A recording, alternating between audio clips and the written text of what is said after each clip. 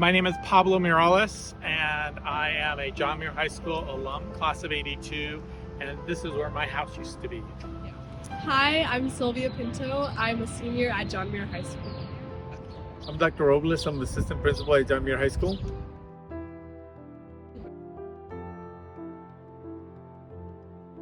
Sense that I feel like I lost a bit of my community and the home of my child, where my dog used to run around.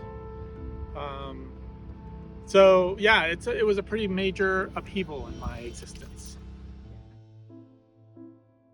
Well, my home was burned down. We didn't know that we didn't think that the house would burn down. We didn't think that we would be affected like that. My family and I lost our house in the recent Eaton fires. Our whole neighborhood is gone completely.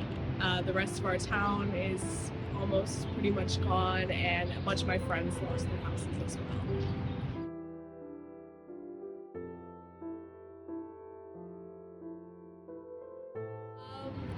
I wasn't that scared at first because we've had a lot of fires in the hills above my house, and I never thought it would actually escalate this much. I didn't think we would have to evacuate because we haven't before. When we first heard of the fires, obviously it was really windy that day, super windy, one of the strongest windstorms that we've had.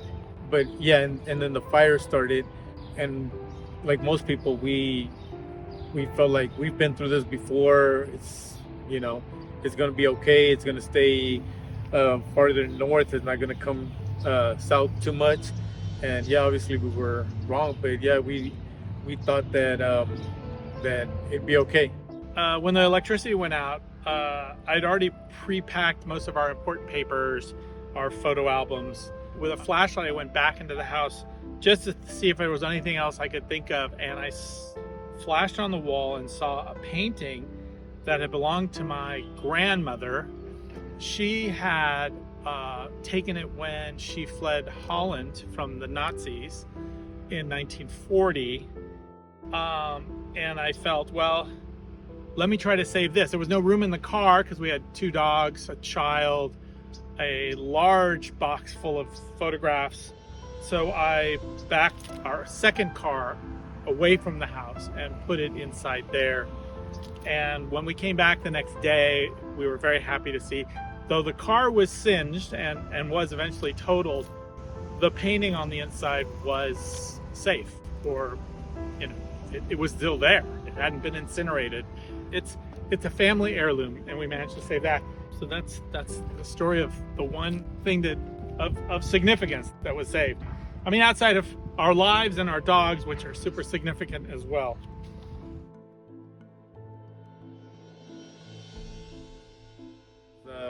It was really tough, seeing the house burn down.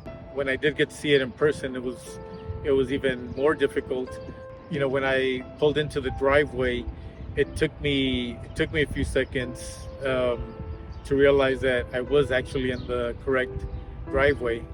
It's been really hard not, having a home and not getting to experience all the things I did before. My family has had a really hard time with this, and me as well. And I think it's definitely taken an impact on my life.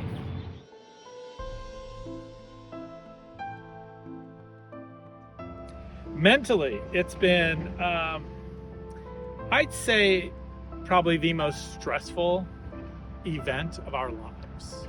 I'm very thankful that, one, I have a very stronger than myself wife, who is very good about coping with issues.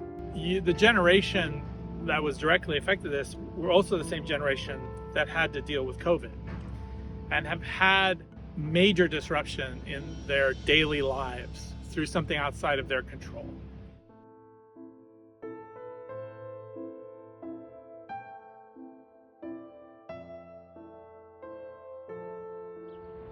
I think it's a great sentiment. I think we all want that feeling that we've had in living in Altadena. But I think a lot of people are going to have to make some difficult choices. I like to think this was a very unique and special place, and that the people who lived here recognized that. So when they put Altadena up for sale, at least for me, it's also a way of saying those of us who have roots here should not be so easily displaced.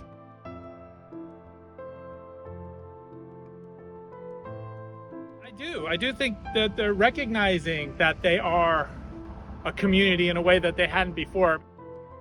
For those of us who grew up here, we aren't always aware of it, but it doesn't take much to remind people that there aren't a lot of places like Altadena. Yeah, we saw a lot of people coming together and really helping out each other, and we're neighbors. They help keep each other informed about, the donation centers and next steps, clearing the debris, dealing with insurance, all those kind of things. I definitely think the community has come together more. I think everyone is helping each other right now, whether it's donation centers or, letting people stay in your house or just GoFundMes or anything.